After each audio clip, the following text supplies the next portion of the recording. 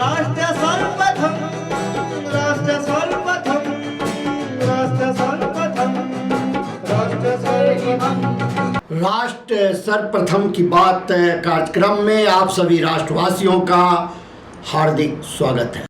पृथ्वी दिवस के अवसर पर दिल्ली की प्रमुख नेत्रियों ने स्वच्छ, हरित और टिकाऊ दिल्ली के निर्माण के संकल्प के साथ जनमानस को पर्यावरण संरक्षण के लिए प्रेरित किया।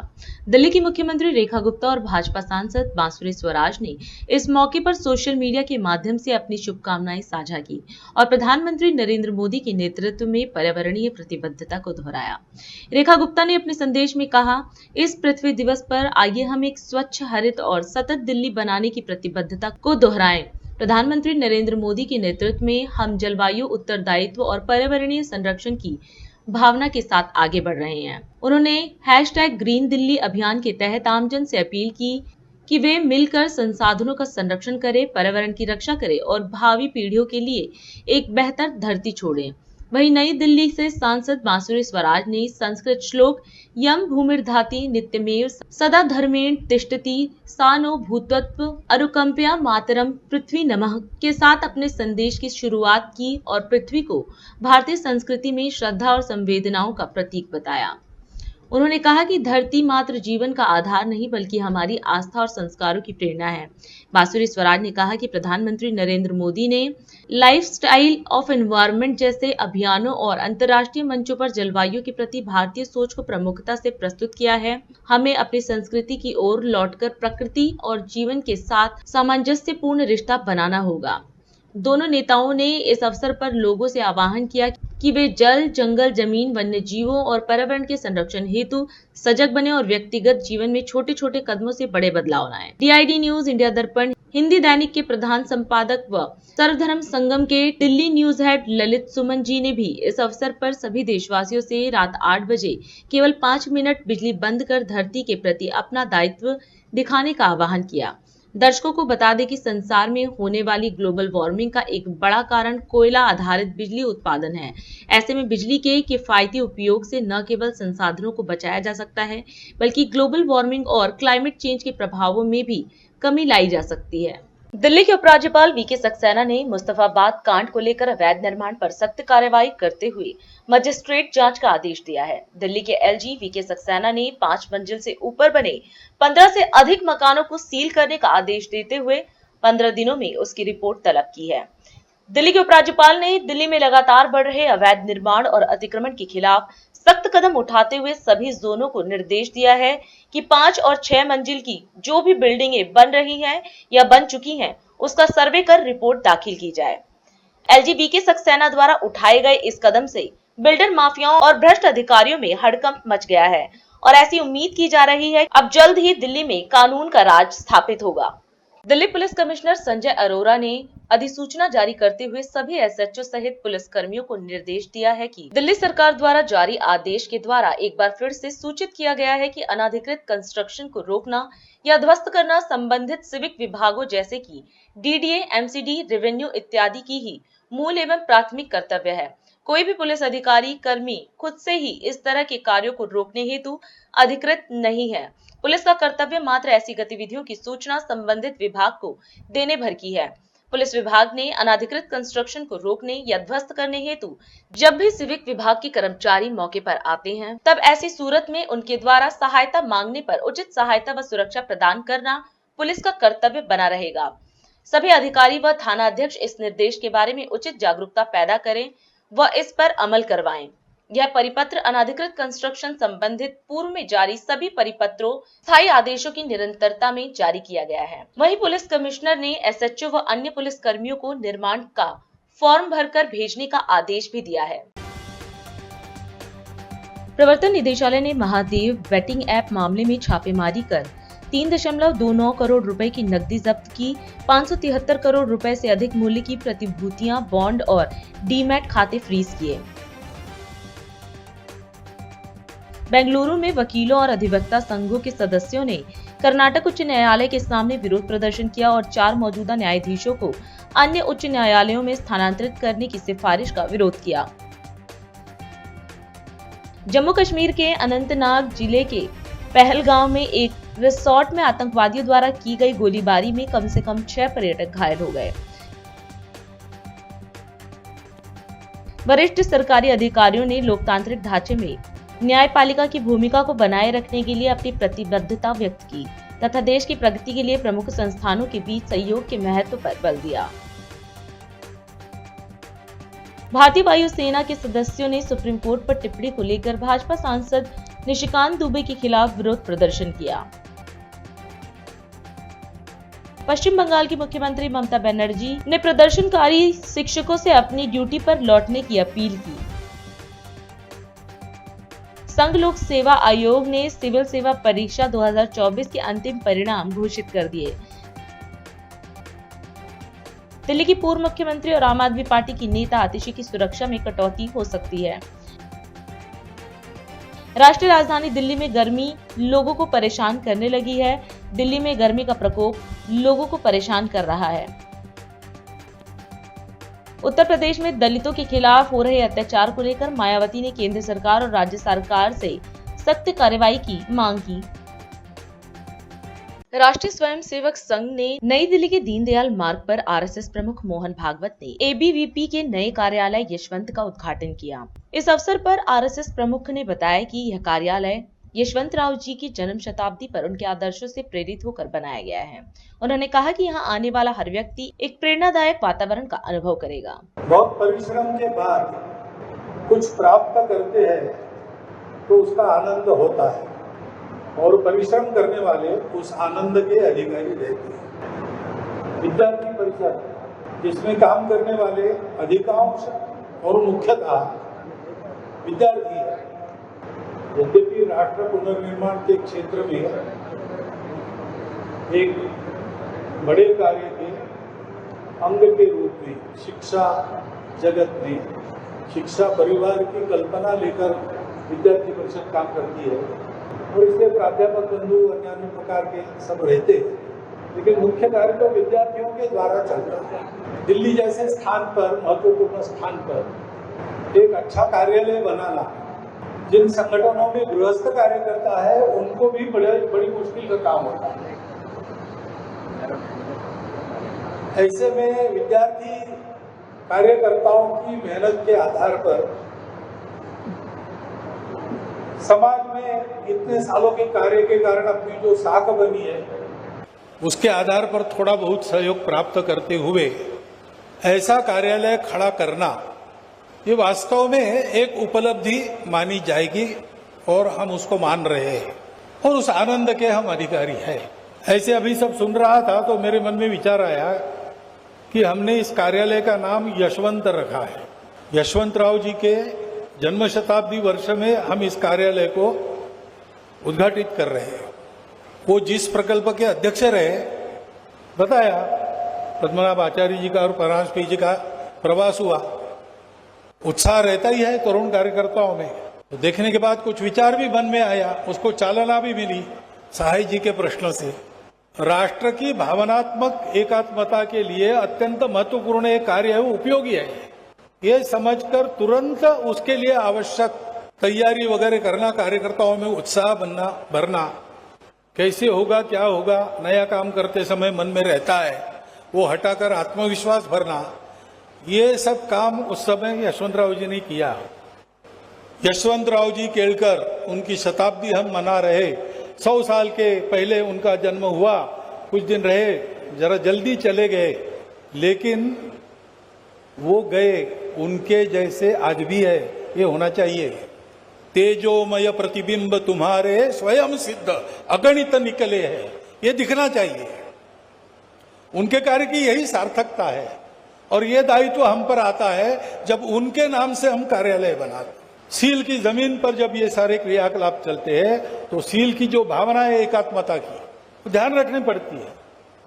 सील का प्रकल्प शुरू हुआ, वो कोई संगठन के विस्तार के दृष्टि से बड़ी लोकप्रियता मिलेगी इस अनुमान से नहीं, वो तो इसलिए शुरू हुआ कि एक होकर भी एकता की भावना का अभाव कार्यकर्ताओं को खटका और हम इस कार्य को कर रहे ऐसा होते हुए भी इस प्रकार का अभाव है, ये हमको शोभा नहीं देता, ऐसा उनको लगा। और इसलिए जहां जहां ये भेदों के भेदों की खाइयां खड़ी हुई है, वहां दौड़ना, उसको पूरा करना, कभी ऐसी खाइयां फिर से उत्पन्न न हो, इतना हृदय में प्रेम, अपने हृदय का प्रेम उंडेल कर करना, यह भावना कार्यकर्ताओं की, उसके चलते ये काम खड़े हुए हैं। यहां एक कार्य का आलय खड़ा हो गया तो यहां आने वाले प्रत्येक व्यक्ति को इस कार्यालय में इसी वातावरण का अनुभव होना चाहिए। ये हम सबका दायित्व है। इस कार्यालय के कारण अपने इस कार्य की गति और बढ़े, जैसे विस्तार होगा वैसे इस गुणवत्ता के साथ सर्वदूर समान गुणवत्ता लेकर वो कार्य बढ़ता चले, इसका दायित्व हमारा होगा। और इसलिए ऐसा संगठन इस नाते विद्यार्थी परिषद आगे बढ़े, और विद्यार्थी परिषद के कार्यकर्ता के नाते हम ऐसे होकर आगे बढ़े, इसको हमको करना पड़ेगा, ये हमारा दायित्व है। भारतीय जनता पार्टी के राष्ट्रीय प्रवक्ता नलिन कोहली ने दिल्ली स्थित भाजपा मुख्यालय में प्रेस वार्ता को संबोधित करते हुए नेशनल हेराल्ड मामले में कांग्रेस पर निशाना साधा। उन्होंने यंग इंडियंस और नेशनल हेराल्ड केस पर कांग्रेस की चुप्पी को गंभीर बताया। साथ ही राहुल गांधी की चुनाव आयोग पर की गई टिप्पणी को लेकर कहा कि कांग्रेस इस मुद्दे से भाग रही है। कोहली ने चुनाव आयोग के बेदाग रिकॉर्ड की सराहना करते हुए आरोप लगाया कि कांग्रेस अपने स्वार्थ के लिए संवैधानिक संस्थाओं को भी निशाना बनाती है। यंग इंडियंस और नेशनल हेराल्ड केस में जिस प्रकार से कांग्रेस पार्टी के आला कमान की चुप्पी है, Nehru Gandhi families complete silence on such a big issue, और दूसरी तरफ जिस प्रकार से एक बचाव किया जा रहा है उनके वरिष्ठ अधिकारियों के माध्यम से, लाइक मिस्टर चिदम्बरम, उससे दिखता है कि कांग्रेस पार्टी वाकई घबरा गई है। और इसको राहुल गांधी जी के हाल में जो बयान है चुनाव आयोग को लेकर, भारत की चुनावी प्रक्रिया को लेकर, इस बात को स्थापित करता है कि कांग्रेस पार्टी नेशनल हेराल्ड विषय से भाग रही है and they are seeking to divert the attention of people from the National Herald case to attacking institutions. यह गंभीर बात है, क्योंकि चुनाव आयोग ने का एक बेमिसाल ट्रैक रिकॉर्ड है। देश में जितने चुनाव हुए हैं उसमें भाजपा जीती है, एनडीए जीती है, कांग्रेस पार्टी की जीत हुई है, कई राज्यों में उनकी सरकारें बनी हैं, और स्वयं राहुल जी, प्रियंका जी और अनेक लोग खुद चुनाव जीत कर इस वक्त सांसद हैं। How do you question the Election Commission's conduct of elections and call it questionable?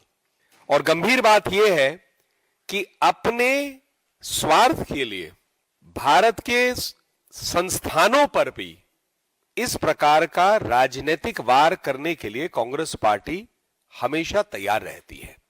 तो पहला प्रश्न उठता है कि यदि आपके पास, या आपका मानना है राहुल जी का, सोनिया जी का, या नेहरू गांधी परिवार का, या कांग्रेस पार्टी का, कि उन्होंने कुछ गलत नहीं किया, तो स्पष्ट उस पर जवाब दीजिए। उससे भाग क्यों रहे हैं? और उसका राजनीतिकरण से उनको कोई जनता उससे जुड़ रही है ऐसा दिख भी नहीं रहा है।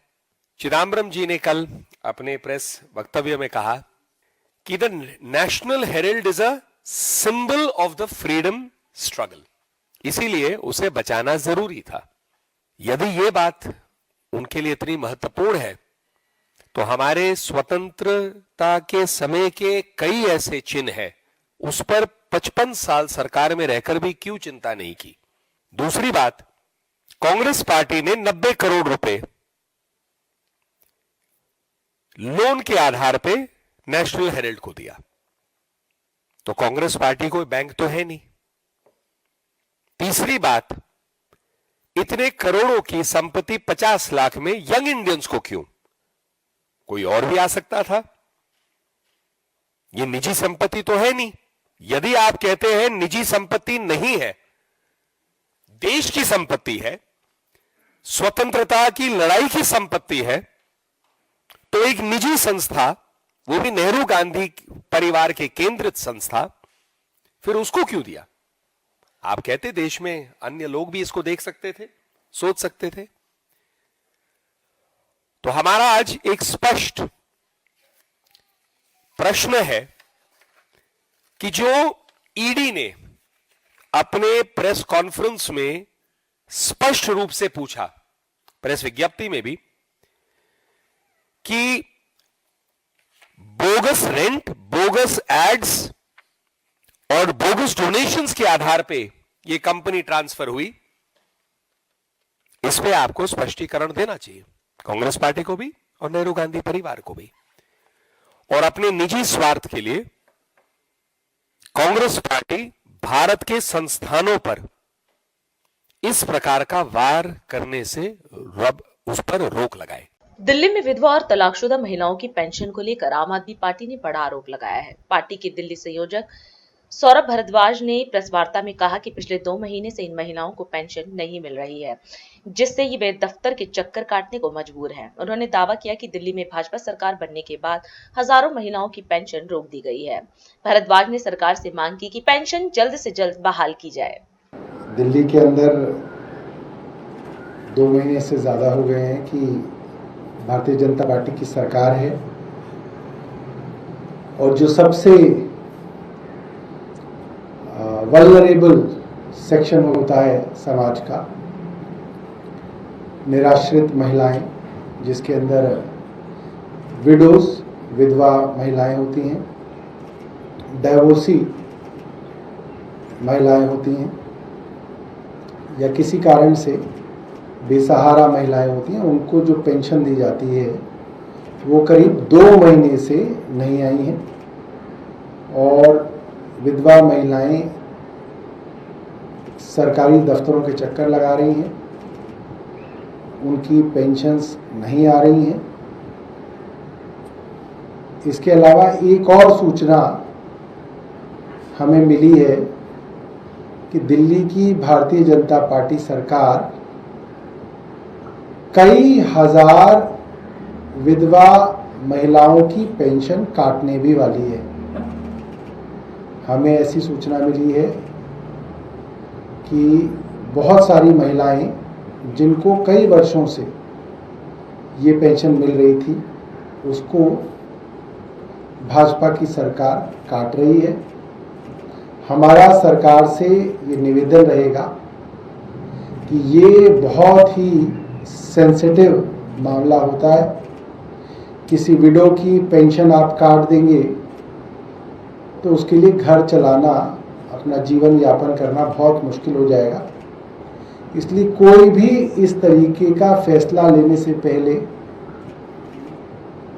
आप ये जरूर सोचिएगा कि कोई जरूरतमंद महिला ऐसी ना हो जिसकी पेंशन आपकी सरकार काट दे। और सरकार जल्द से जल्द सभी की पेंशन को रिलीज करे, क्योंकि इसकी वजह से काफी दिक्कतें जो हैं महिलाओं को, उनके परिवारों को हो रही हैं। अभी समय है एक ब्रेक का, हम चलते हैं ब्रेक पर, आप कहीं जाए नहीं, छोटा सा ब्रेक। श्रेया फर्निशिंग लेकर आया है आपके लिए होम कलेक्शन, जिसमें आपको मिलता है upholstery fabric, designer curtains, home and office decoratives, carpets and sofa cover कम से कम दाम में कीर्ति नगर में आपके लिए उपलब्ध है। Powered by Kamal Buildtech Private Limited, fulfilling promises. With our professional team and experience of delivering projects in past, we guarantee you peace of mind and top quality work in an affordable price. और अधिक खबरों के लिए आप हमारे YouTube channel दैनिक India दर्पण को अभी सब्सक्राइब करें और नोटिफिकेशन के लिए बेल आइकन को प्रेस करना ना भूलें।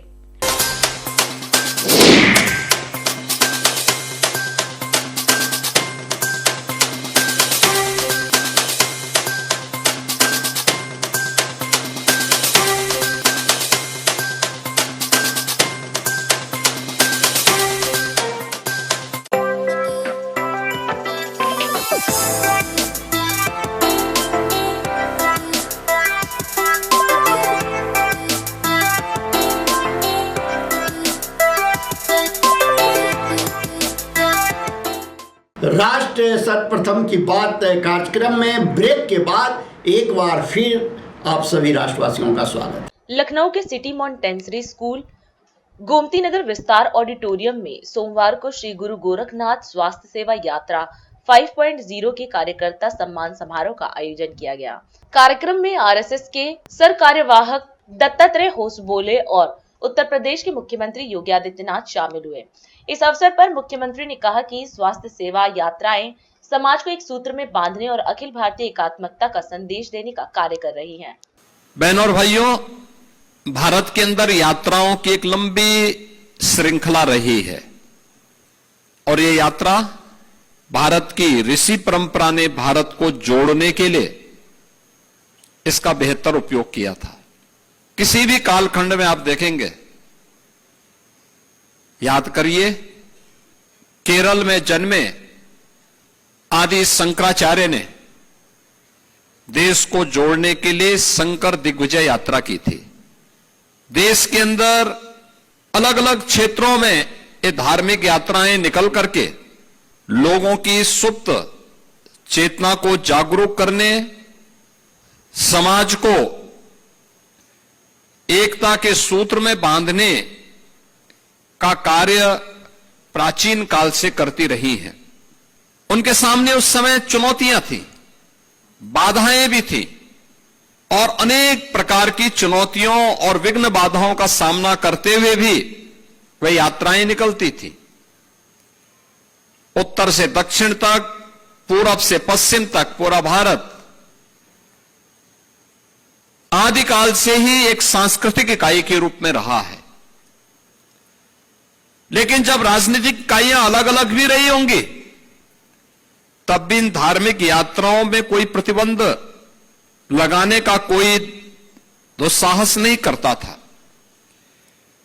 क्योंकि ये भारत की सनातन आस्था के साथ जुड़ी हुई यात्राएं थी और इन्होंने सदैव समाज को एकजुट होकर एकता के सूत्र में बांधने का और अखिल भारतीय एकात्मता का संदेश सदैव दिया है।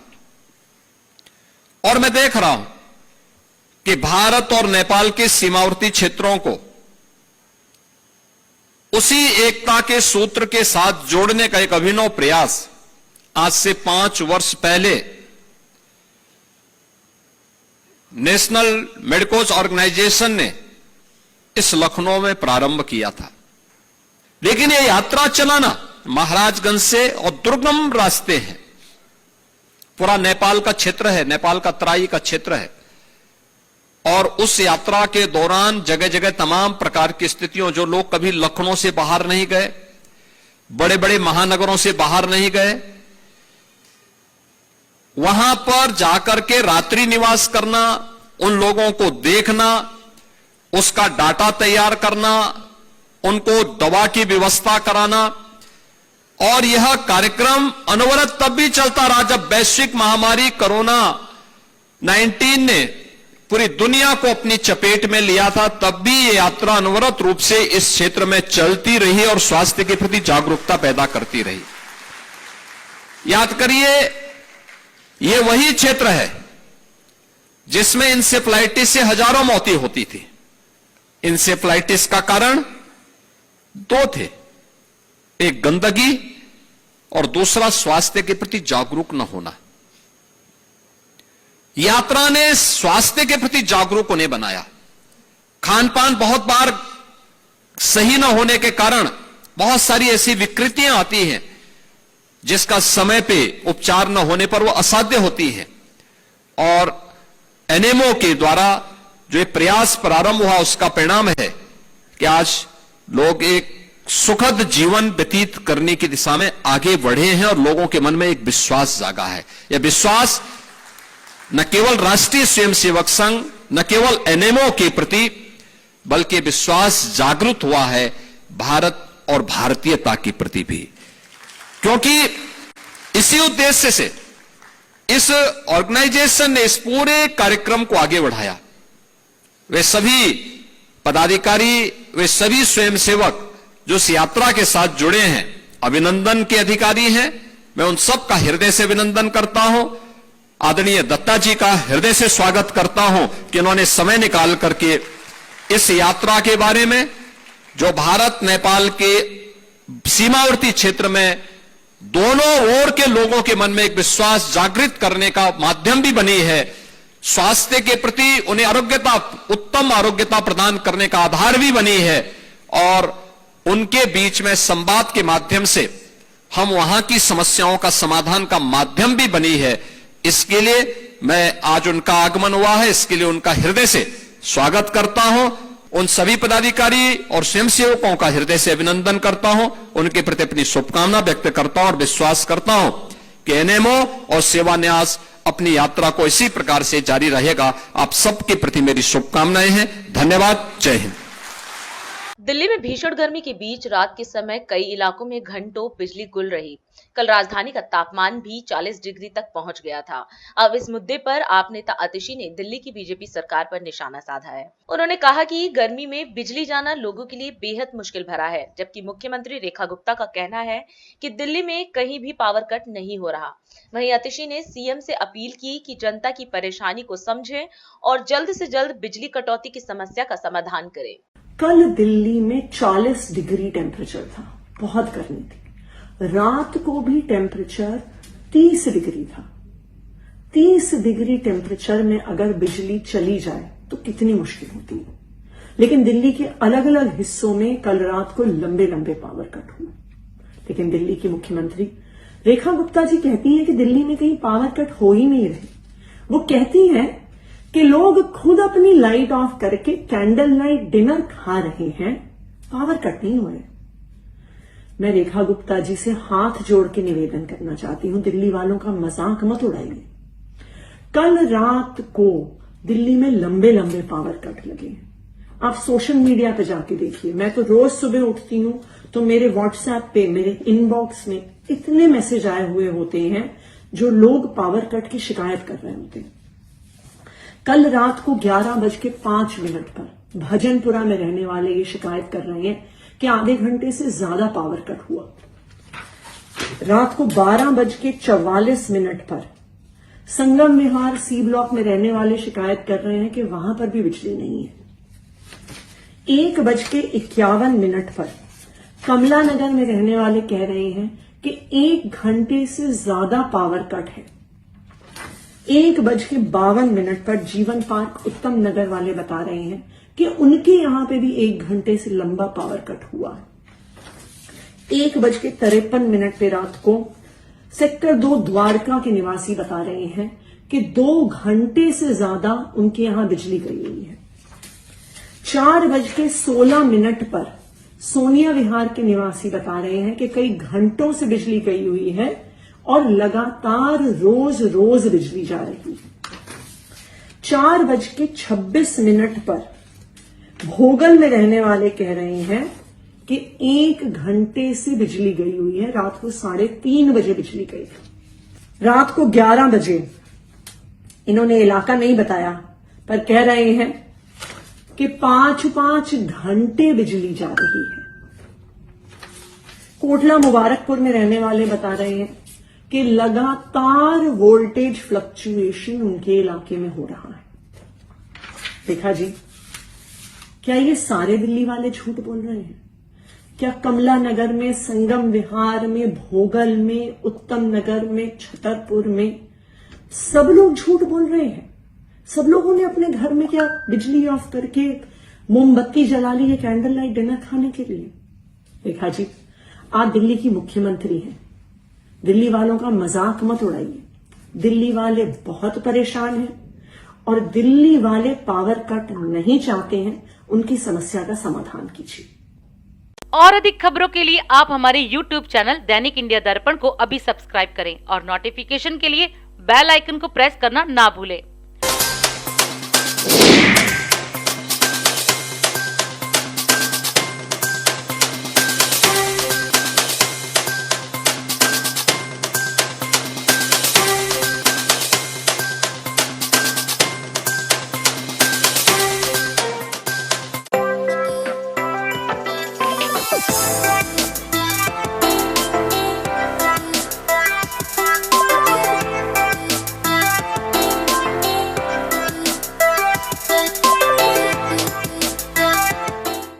आज हम इस कार्यक्रम में आपसे विदा लेते हैं। आप अन्य खबरों के लिए बने रहे। राष्ट्र सर्वप्रथम, वंदे मातरम, जाग उठा है भारत। राष्ट्र सर्वप्रथम, राष्ट्र सर्वप्रथम, राष्ट्र सर्वप्रथम, राष्ट्र सर्वप्रथम।